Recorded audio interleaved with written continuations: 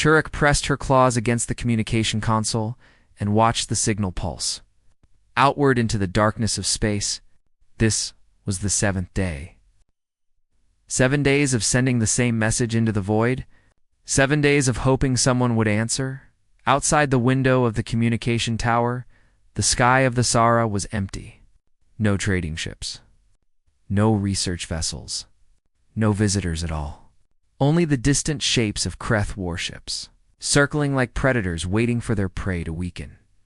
The Veluxy people had been under blockade for 3 months now. 3 months since the Kreth Dominion had surrounded their world and declared that nothing would enter or leave. 3 months of watching their food supplies shrink and their medicine run out. 3 months of slow starvation. Churek was young for a communications officer. Her wings had only fully developed 2 cycles ago, and her exoskeleton still had the bright green color of youth. But she had studied the old records more carefully than anyone else in her department. She had found something that the elders had forgotten. 40 years ago, a Veluxy research vessel had become stranded in an uncharted region of space. Their engines had failed, their distress calls had gone unanswered by the Galactic Union, and they had prepared to die. But then a strange ship had appeared. A human ship. The humans had asked nothing in return. They had repaired the Veluxy vessel, shared their food and water, and guided them back to safe space. It was a small moment in history. Most Veluxy had never even heard of humans before or since. But Churek had found the frequency they used. Buried in old files that nobody had accessed in decades, now she broadcast on that frequency every day. Hoping that somewhere in the vast darkness, a human might be listening. The door to the communication tower opened, and Elder Vethis walked in slowly. His exoskeleton had faded to pale brown with age, and his wings no longer worked well enough for flight. But his mind was still sharp. And his position on the Collective Council gave him authority over communications. "You are wasting power, Churek," he said. His voice was tired, not angry. "The generators are struggling to keep the hospitals running. We cannot spare energy for messages that no one will answer." "Someone might answer," Churek replied. "The humans helped us before."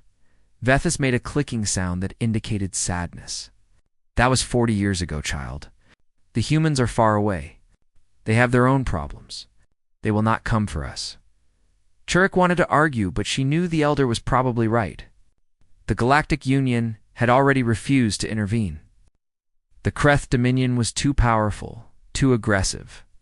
No one wanted to start a war over a small planet of peaceful scholars and artisans. The Veluxy had nothing to offer. They were not warriors. Their ships were designed for research, not combat. Their only value was the rare minerals beneath their planet's surface. That value made them a target rather than an ally. "The Collective Council meets tonight," Vethis said. "They will discuss surrender." Churek's wings twitched with distress. Surrender meant slavery. The Kreth did not kill the species they conquered. They used them. Veluxy workers would spend the rest of their lives in mining operations, extracting the very minerals that made their planet worth taking. "We cannot surrender," Churek said. "We cannot fight," Vethis replied, "and we cannot survive much longer. The children are already showing signs of malnutrition. The elderly are dying." He paused and looked at the communication console. "I am not telling you to stop, child. I am only telling you the truth. Hope is precious, but it cannot fill empty stomachs." He left without another word. Churek turned back to her console and began recording the message again. "This is the Sara," she said into the microphone.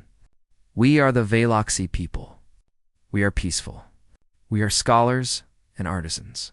We have been blockaded by the Kreth Dominion for 3 months. Our food is running out. Our medicine is gone. Our children are hungry." She paused, trying to find the right words. The Galactic Union had ignored them.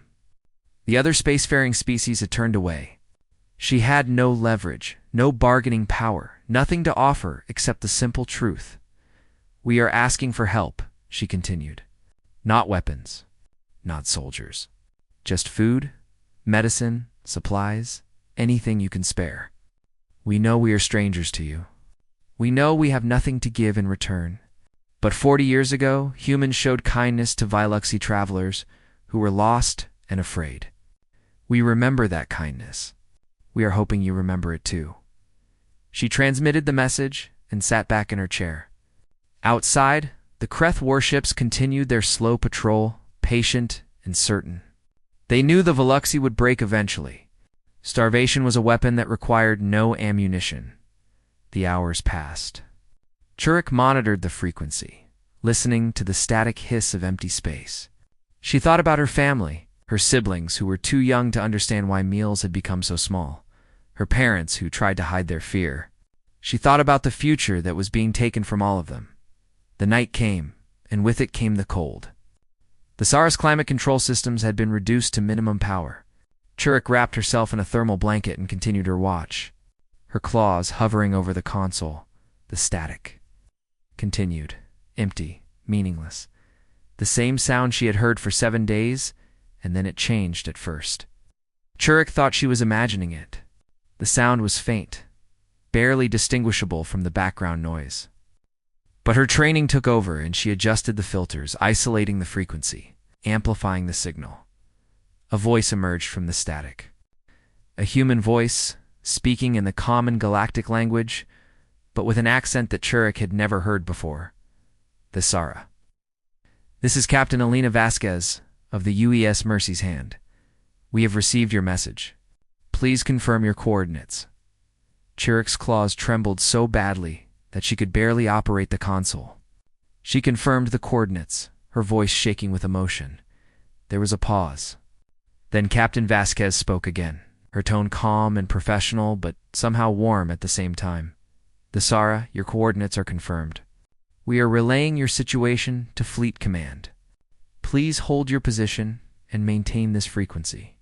Help is coming. Churek wanted to ask questions. How many ships? How much food? When would they arrive? But the connection was already weakening, the signal fading back into static. It did not matter. Someone had answered. Someone was coming. She ran from the communication tower, her wings carrying her faster than her legs could manage. She had to tell the council. She had to tell everyone. The humans had heard them. The humans were sending help. In her mind, she pictured a cargo ship, perhaps 2. Containers full of food and medicine. Enough to survive a few more weeks, maybe a few more months. Enough to buy time while the Galactic Union debated and deliberated. She did not know that Captain Vasquez's message had already reached Earth. She did not know that admirals were gathering in conference rooms, studying star charts, calculating distances. She did not know that the word blockade had a specific meaning to humans, one that triggered memories of their own history, their own suffering, their own wars. She did not know that when humans heard a cry for help, they did not send supplies. They sent everything. The Kreth warships continued their patrol, unaware that the situation had changed. Warlord Sethrak sat in his command chair and reviewed the reports from the surface. The Veluxy were weakening. Another few weeks, and they would surrender. Another easy conquest for the Dominion. He had no idea what was coming. None of them did. 40-7 light-years away. Engines were warming up. Crews were reporting to their stations. Weapons were being checked and ammunition loaded. The United Earth's Navy was preparing to move, and when humans moved, the galaxy learned to pay attention. Help was coming to the Sara, but it was not the kind of help anyone expected. They thought humans would send aid. Not an entire fleet. Part 2. Warlord Sethrak was having a good day. His blockade was working perfectly. The latest reports from his intelligence officers confirmed that the Veluxy food reserves would be completely exhausted within 3 weeks. Surrender was inevitable. He sat in his command chair on the bridge of his flagship, the Crimson Fang, and allowed himself a moment of satisfaction. This conquest would bring him great honor. The minerals beneath the Sara's surface were worth more than the last 5 worlds he had claimed combined. The Emperor himself would notice such a prize. His censor officer, young Kreth named Thesa, monitored her console with the bored expression of someone who expected nothing interesting to happen. The blockade was routine work. No one in the galaxy was foolish enough to challenge the Kreth Dominion over a planet of harmless insects, sir. Thesa said suddenly, her voice carrying a note of confusion. I am detecting an incoming hyperspace signature. Sethrock did not look up from his reports. One ship? Destroy it if it tries to breach the blockade. Blame pirates as usual. One ship? Yes, sir. Thesa paused. Wait. There are more signatures appearing. 3 ships. Now 5. 8. Sethrock finally looked at the main view screen. Hyperspace distortions were rippling across the sector like stones dropped in water. More and more signatures kept appearing. 15 ships, Thesa reported, her voice rising. 22:30, sir. The count is still climbing. Sethrock stood from his chair. What species? What markings? The first ships dropped out of hyperspace, and the answer appeared on his screen. The vessels were gray and angular, built for function rather than beauty. Their hulls bore the blue and white markings of a species Sethrock had studied but never encountered. Human ships, Thesa whispered. They are human ships. The count continued too. Rise 47, 52, 61. Ships of all sizes emerged from hyperspace in perfect formation. Destroyers took flanking positions. Cruisers formed defensive screens. Carriers launched patrol craft that spread across the sector like a swarm, and at the center of the formation, a ship larger than anything Sethrock had ever seen. A dreadnought, bristling with weapons, its hull marked with the name Use Avalon. Sethrock had 15 warships. The humans had brought an armada. Open a channel, he ordered. Demand to know their intentions. Before his communications officer could comply, the humans spoke first.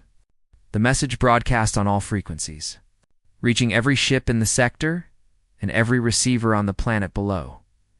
This is Admiral James Okonkwo of the United Earth Navy 3rd Expeditionary Fleet. We have received a distress call from the planet Thesara. We are here to answer it. Any vessel that interferes with humanitarian operations will be considered hostile. This is your only warning. The bridge of the Crimson Fang was silent. Every officer stared at the view screen, watching the human fleet spread across the darkness like a wall of steel and fire. Sir? Thesa said quietly. They outnumber us 4-1. Their flagship alone outguns our entire blockade. Sethrock's claws tightened on the arms of his chair. His mind raced through the options. Retreat meant disgrace. The Emperor did not forgive failure, and abandoning a blockade without a fight was the worst kind of failure. His career would be over. His life might be over too, but fighting meant death. Even Sethrock could see that. The humans had come prepared for war. His 15 ships would be destroyed in minutes, unless the humans were bluffing. Sethrock had read the intelligence reports on humanity. They were a young species barely a century into spaceflight. They were democratic, which meant slow to act. They were soft, caring more about diplomacy than dominance. They had never fought a major war against another spacefaring species. Perhaps this display was meant to intimidate. Perhaps the humans had no stomach for actual combat. Perhaps one show of Kreth aggression would send them running back to their homeworld. It was a desperate gamble. But Sethrock had not risen to the rank of warlord by being cautious. All ships, he ordered, move to attack formation. Target the lead vessels. Prepare to fire on my command, sir. His weapons officer looked at him with barely hidden terror.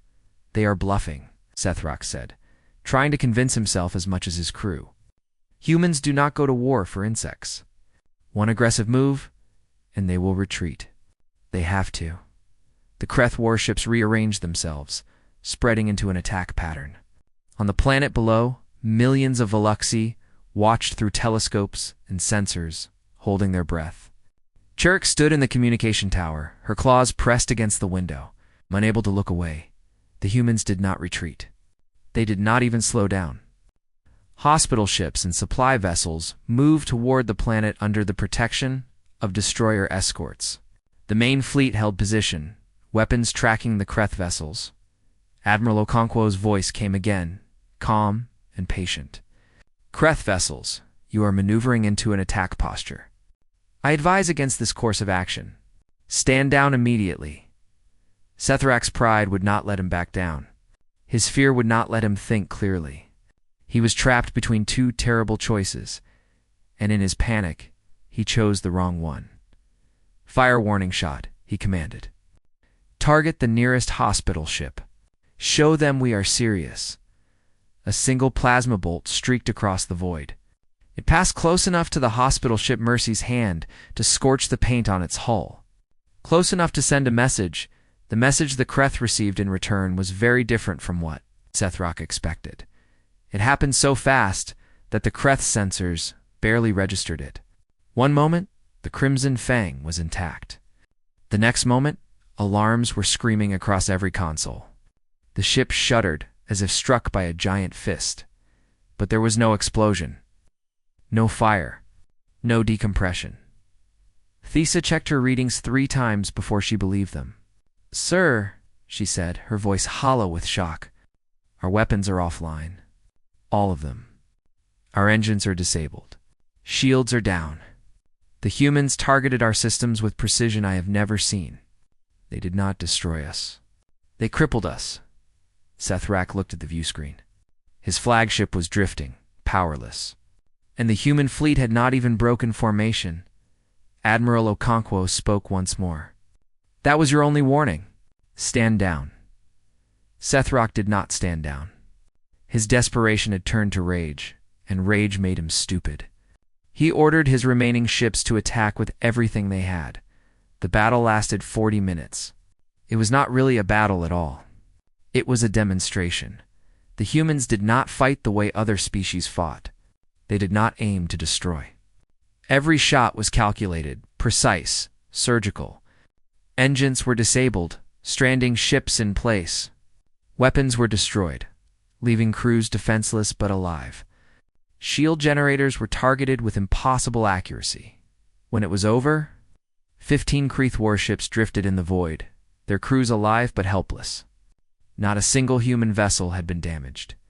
Not a single Kreth had been killed. The blockade was broken. On the Sara, the Velusi watched the hospital ships descend through their atmosphere. Churek ran to the landing zone along with thousands of others, their wings carrying them toward hope. The first ship touched down, and its doors opened. Human medics poured out, carrying cases of medicine and crates of food. They moved with purpose and urgency, asking questions in the common galactic language. Trying to understand what the Veluxi needed most, Churek stood frozen, unable to process what she was seeing. She had asked for supplies.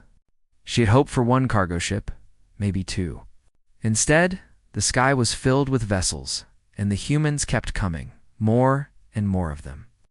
Setting up field hospitals and distribution centers, a human woman approached her. She wore a military uniform and moved with the confidence of someone used to command. "You sent the message," the woman said. It was not a question, Churek nodded, unable to speak. "I am Captain Alina Vasquez," the woman said. She smiled, and the expression transformed her face from stern to warm. "We came as fast as we could. What do you need?" Churek finally found her voice. "Everything," she whispered. "We need everything, then. That is what you will get." Captain Vasquez replied. Above them, the human fleet held position, watching over the planet like guardians. And far away, in his crippled flagship, Warlord Sethrock composed a message to the Kreth Emperor. The humans had come. And they had brought more than aid. They had brought a reckoning. They thought humans would send aid. Not an entire fleet. Part 3. The message from Warlord Sethrock arrived at the Kreth Imperial Palace during the evening meal. Emperor Krethos the Undying was dining with his war council when a servant interrupted with the urgent communication. Krethos read the message 3 times. His generals watched his face for any sign of emotion, but the emperor had not ruled for 60 years by being easy to read. His scales showed no change in color. His posture remained perfectly still. "Leave us," he said to the servants. When they were gone, he placed the message on the table for his generals to see. The room erupted into chaos. "This is an act of war," General Varaxis shouted. His scales had turned dark red with fury. "The humans have attacked our ships without provocation. They have humiliated the Dominion. We must respond with overwhelming force." Other generals agreed. They spoke of honor and revenge. They calculated how many ships could be gathered for a counterattack. They talked about burning human colonies and destroying human stations. Krethos listened in silence.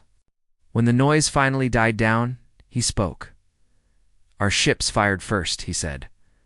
"A warning shot," Vraxis replied. "Standard procedure for any blockade." The humans did not see it as a warning. They saw it as an attack, and they responded accordingly. Krethos leaned back in his chair. "Tell me, Vraxis, how many of our ships did the humans destroy?" Vraxis hesitated. "None, my Emperor." "How many of our soldiers did they kill?" "None, my Emperor." Krethos nodded slowly. "They disabled 15 warships in 40 minutes without killing a single Kreth. They had the power to destroy our entire blockade, and they chose not to use it." He paused, letting the words sink in. "Does that sound like a species that fears war?" The generals exchanged uneasy glances. The initial rage was fading, replaced by something that looked very much like doubt. Krethos stood and walked to the window of his dining chamber. Outside the capital city of the Kreth homeworld stretched to the horizon, a testament to centuries of conquest. He had built this empire through strength and cunning. He had survived assassination attempts, rebellions, and challenges from rival warlords. He understood power better than anyone in the room. "I have been reading about humans," he said. "Their history is fascinating.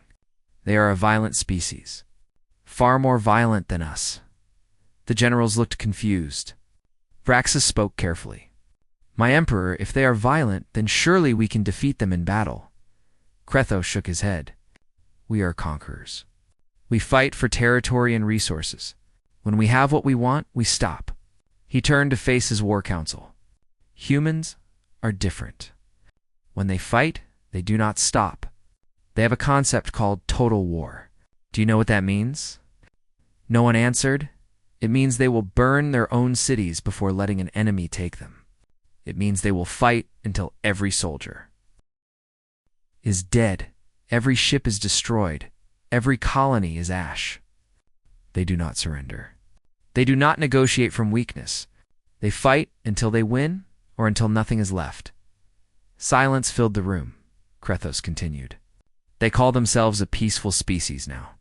They have treaties and democracies and rules of engagement. But their history shows what they become when they believe they are fighting for survival. They become something terrible." He returned to his seat and studied the faces of his generals.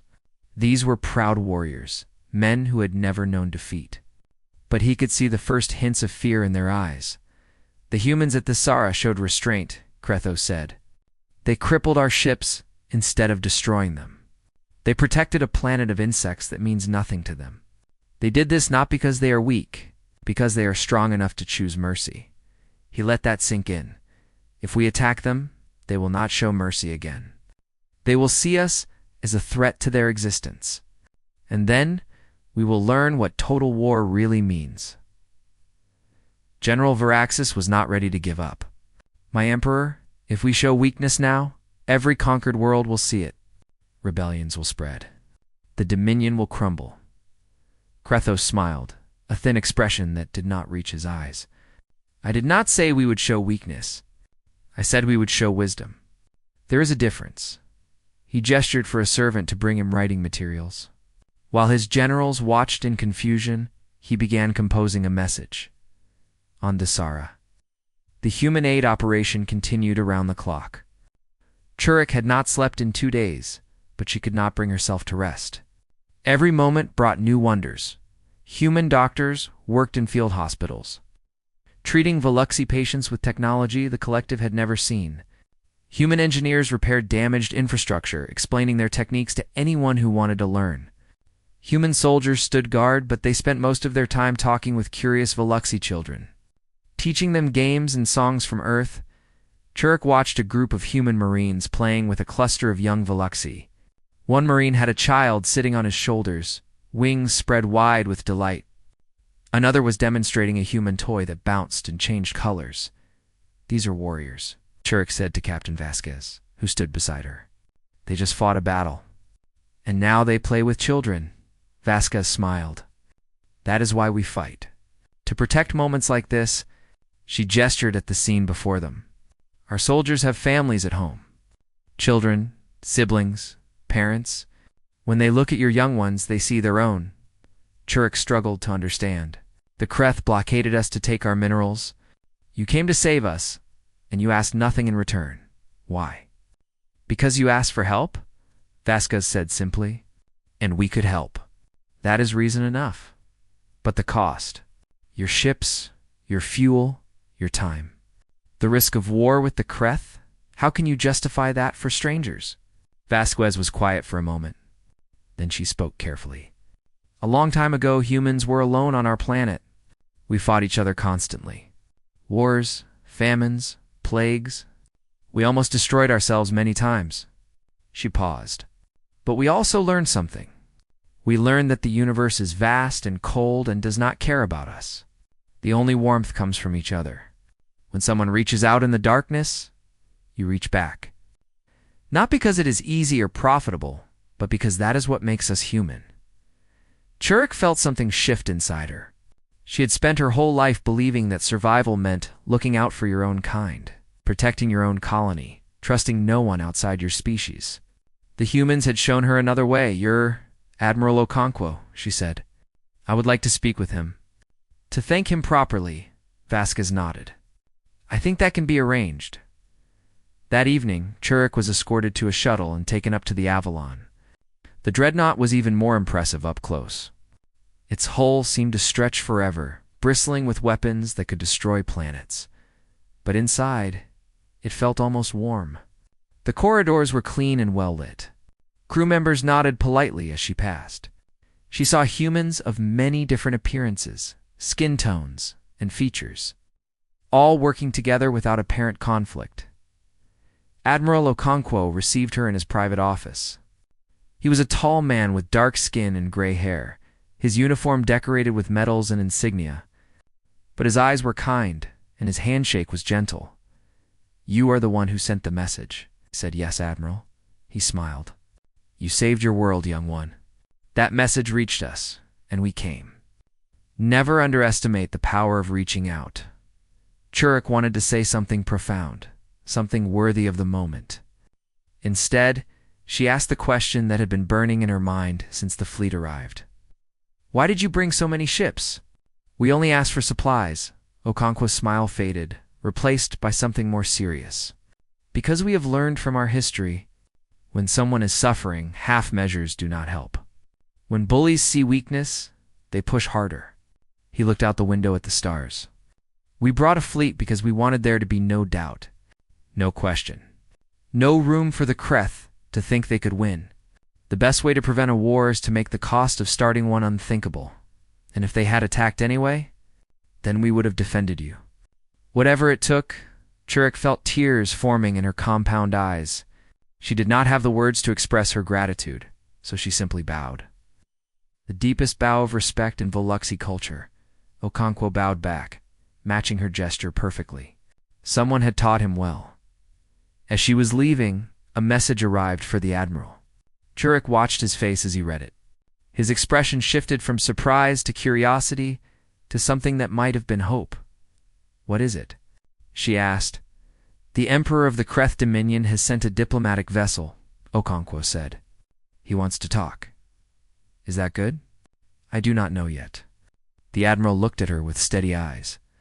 But talking is always better than fighting. Let us find out what he has to say. They thought humans would send aid. Not an entire fleet part for the Kreth. Diplomatic vessel arrived at the edge of the Thesaurus system and immediately broadcast its peaceful intentions. It was a small ship, unarmed and unescorted, bearing the personal seal of Emperor Krathos. The pilot requested permission to approach the human fleet. Admiral Okonkwo granted permission. Weapons remained ready, but unpowered. The entire sector held its breath. The diplomatic ship docked with the Avalon, and a single Kreth emerged. He was not a warrior. His scales were pale with age, and he carried no weapons. He introduced himself as Counselor Thrax, personal advisor to the Emperor. The Admiral received him in the same office where he had met with Churek. The two beings studied each other across the conference table, measuring, evaluating, trying to understand. The Emperor sends his greetings. Thrax began. He wishes to discuss the situation here at the Sara. Okonkwo nodded. I am listening. Thrax chose his words carefully. The Dominion did not anticipate human intervention in this sector. We did not realize that the Veluxi had any connection to your species. They did not, Okonkwo replied. They sent a distress call on an old frequency, hoping someone would hear. We heard you came for strangers. Thrax seemed genuinely puzzled. You risked war with the Dominion for a species you have no treaty with, no trade agreement with, no strategic interest in. Yes. Thrax was silent for a long moment. The Emperor wishes to understand why. Okonkwo leaned forward. Because they asked for help. Because we could help. Because doing nothing when you have the power to act is a choice. And we chose not to make that choice. The counselor's scales shifted color slightly, a sign of deep thought among Kreth. The Emperor has studied your species since this incident began. He has read your histories. He finds humans confusing. Many species do. You are capable of terrible violence, Thrax continued. Your wars have killed hundreds of millions of your own kind. You have weapons that can destroy planets, and yet you came here not to conquer but to protect. You disabled our ships when you could have destroyed them. You killed no one when you had every right to defend yourselves. We fight when we must, Okonkwo said. We prefer not to. Thrax nodded slowly. The Emperor wishes to know what you want from this situation. What are your terms? Terms? The Admiral raised an eyebrow. We have no terms. We came to help the Veluxi. The blockade is broken. Our mission is complete. You do not wish to punish the Dominion. Demand reparations? Take territory. No, the counselor stared at the human as if seeing an alien for the first time. Which, in a sense, he was. On the planet below, the aid operation continued. Food distribution centers had been established in every major Veluxi city. Medical teams had treated thousands of patients. Engineering crews were working to restore power and water to damaged areas. Churek spent her days helping to coordinate between the human teams and the Veluxi Collective Council. It was exhausting work, but she had never felt more alive. She noticed something strange as the days passed. The humans did not act like conquerors. They did not demand gratitude or submission. They asked what the Veluxi needed, and they provided it.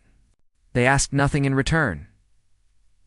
One afternoon, she watched a human doctor teaching a group of Veluxi medical students. He was explaining human techniques for treating malnutrition, showing them scans and diagrams, answering every question with patience. Why are you sharing this knowledge? One of the students asked. This is valuable. You could sell it or trade it for resources. The doctor smiled. Knowledge should be shared. If we can help you help your own people, that is better than making you dependent on us. Churek thought about the Kreth. When they conquered a world, they took everything. Resources, labor, technology. They gave nothing back. The humans were the opposite. They gave freely and asked for nothing. She found Captain Vasquez near one of the field hospitals and shared her observations. Vasquez listened thoughtfully. We have learned that empires built on taking do not last. They breed resentment and rebellion. We would rather have friends than subjects. But how do you afford this? Churek asked. Ships, supplies, soldiers. This must cost enormous resources. It does, Vasquez admitted. But we believe it is worth it. Strong allies make us stronger. A galaxy where people help each other is safer for everyone, including us. You are building something, Churek realized. Not an empire. Something else we are trying to, Vasquez said. We call it the idea of mutual flourishing. If everyone does better, everyone does better. She laughed at her own circular logic. It sounds simple. In practice, it is very hard. But we keep trying. That night, Churek stood on a hill outside the capital city and looked up at the stars. The human fleet was still there, visible as points of light against the darkness. Guardians who had come uninvited and asked for nothing. She thought about the message she had sent. Oh. The desperate plea into the void. She had asked for food and medicine. She had received an armada and a new understanding of what civilization could be. In his conference room on the Avalon, Admiral Okonkwo was finishing his discussion with Counselor Thrax. The conversation had lasted for hours, ranging across history, philosophy, and the future of relations between their species. "The Emperor has authorized me to make an offer," Thrax said finally. "The Dominion will withdraw from Veloxy, space, permanently. We will release our claim on this system and all its resources." Okonkwo kept his face neutral. "And in exchange, the Emperor requests dialogue. He wants to understand how humans build alliances instead of empires. He wants to learn how you have convinced so many species to cooperate willingly when the Dominion can barely control 32 worlds through force." The Admiral considered this carefully. "You want to learn from us." "The Emperor has ruled for 60 years, Thrax said. "He has seen the limits of conquest. Rebellions drain our resources. Conquered peoples resist and sabotage. The Dominion is powerful, but brittle." He paused. "The humans have shown us another way. We wish to understand it." This was not what Okonkwo had expected. He had prepared for threats, demands, ultimatums. Instead, the ancient Kreth Empire was asking to learn. "Dialogue is always welcome," he said finally. "But I must be clear. We will not abandon the Veluxy. If the Dominion threatens them again, we will return." "Understood," Thrax replied. The Emperor anticipated this. He considers it a sign of strength, not weakness. They talked for another hour, working out the details of a preliminary agreement. When Thrax finally departed, Okonkwo sat alone in his office. Thinking about what had just happened, he had come to the Sara expecting a humanitarian mission, possibly a brief conflict. Instead, he might have changed the political landscape of an entire sector. The Kreth Dominion, one of the most aggressive empires in known space, was talking about peace. He opened a communication channel to Earth and began composing his report. The politicians and diplomats would take it from here, but he allowed himself a moment of quiet satisfaction. Sometimes, the greatest victories came not from battles won, but from battles prevented. Sometimes, showing strength meant knowing when not to use it. And sometimes, answering a cry for help could change everything. On the Sara, morning was breaking over the capital. Churik watched the sunrise paint the sky in shades of gold and purple. Human and Veluxy workers were already beginning their day, continuing the work of rebuilding. For the first time in months, she felt hope. Not just hope for survival, but hope for something more. A future where species helped each other. A galaxy where kindness was strength. The humans had brought more than supplies and ships. They had brought an idea. And ideas, as Churik was beginning to understand, were more powerful than any weapon. They thought humans would send aid. Not an entire fleet, Part 5, 3 months after the fleet arrived at the Sara. The galaxy was still talking about what had happened. News had spread through trade routes and communication networks, reaching the farthest corners of known space. A small planet of peaceful insects had cried for help, and humanity had answered with an armada. The story was told differently, depending on who was telling it. Some species spoke of human military power, the way they had disabled an entire Kreth blockade without losing a single ship. Others talked about human mercy, the decision to cripple rather than destroy. But the version that spread the farthest was the simplest one. The humans came because someone asked for help. That was enough. Emperor Krethos, the Undying, stood in his throne room and prepared for something he had never done before. He was about to address the leaders of the 32 worlds under Kreth control. Not to demand tribute or announce new conquests, but to explain a change in policy. His generals had argued against this moment. They had warned him that showing any softness would invite rebellion. But Krethos was old enough to see what they could not. The Dominion was already crumbling from within. Resistance movements operated on a dozen worlds. Resources were being drained to maintain control over populations that would never truly submit. He had spent 60 years building an empire through fear. Now he was going to try something different. The transmission began. His image broadcast to every controlled world simultaneously. He spoke clearly and without apology. For generations, the Dominion has ruled through strength. We have taken what we wanted and punished those who resisted. This has made us powerful. He paused. It has also made us weak. He saw the shock on the faces of his generals.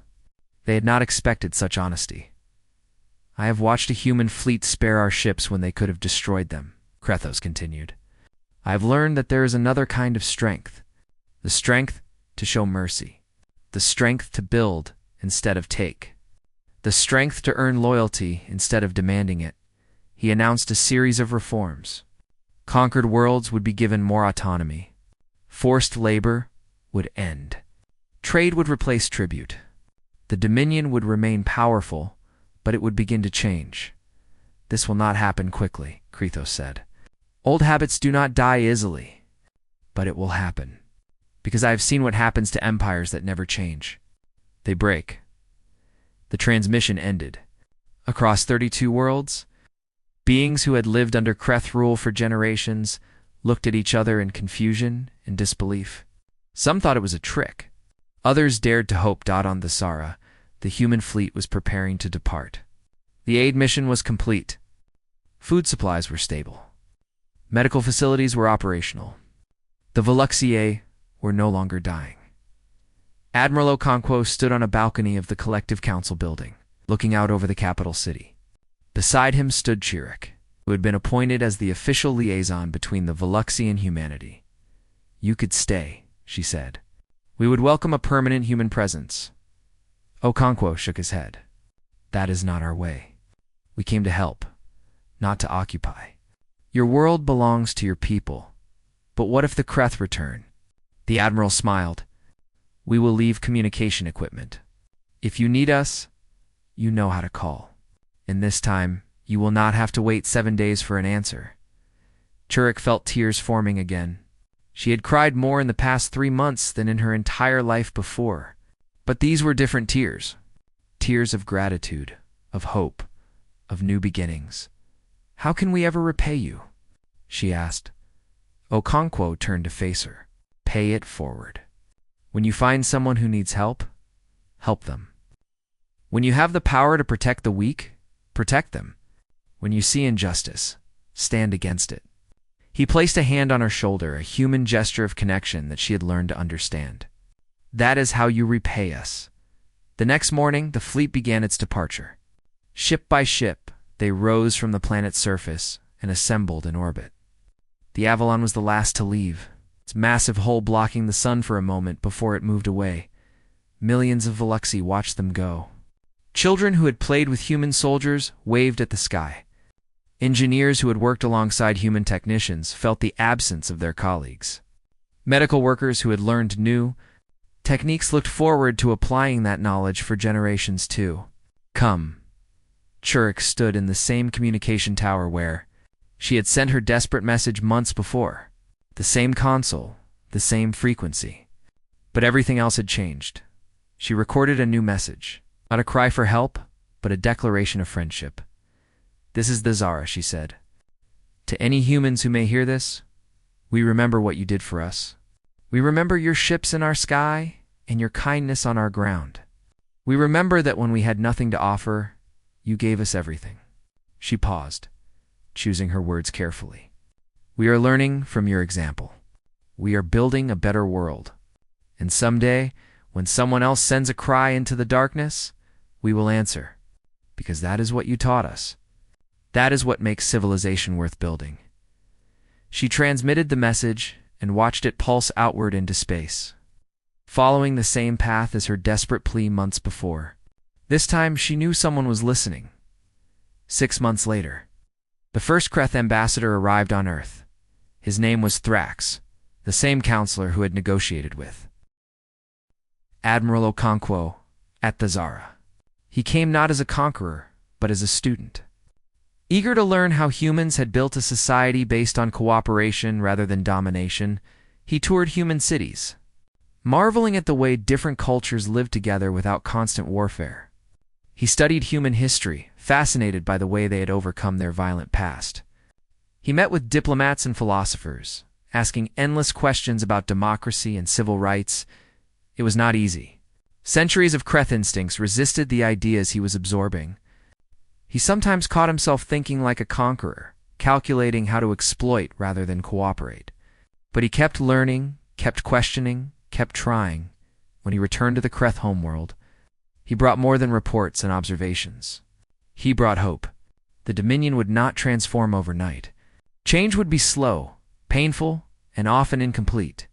But it had begun. The Veluxy Collective became the first non-human member of a new alliance that humans were building.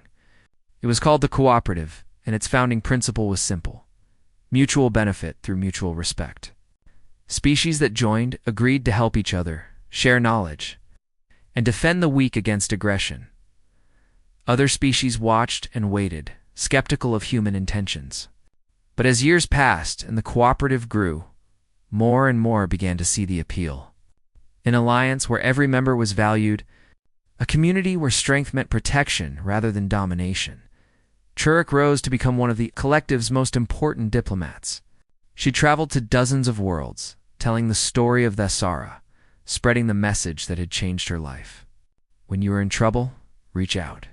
Someone will answer. And in the halls of the Galactic Union, where species had long debated without action, a new truth began to take hold. The humans had shown that power without purpose was meaningless, that strength without compassion was weakness, that the greatest victories came not from conquest, but from kindness. Years later, an elderly Churuk was asked by a young researcher to describe the moment that had changed everything. She thought for a long time before answering. "I sent a message into the darkness," she said. "I asked for food and medicine. I hoped that maybe one ship would come to help us survive a few more weeks." She smiled, her compound eyes bright with memory.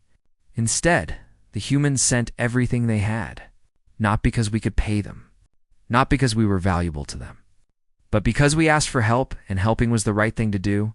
She looked out the window at the stars, where human and Veluxy ships now flew together, protecting, exploring, building. "They taught us that civilization is not about power," she continued. "It is about what you do with power. It is about reaching back when someone reaches out. It is about choosing kindness when cruelty would be easier." Her voice grew soft with age and emotion. "We asked for aid. They sent a fleet. And in doing so, they changed the galaxy forever." The researcher wrote it all down, knowing that this story would be told for generations. The story of how a desperate message from a dying world had reached across the stars and found something rare and precious. It had found humanity, and humanity had answered.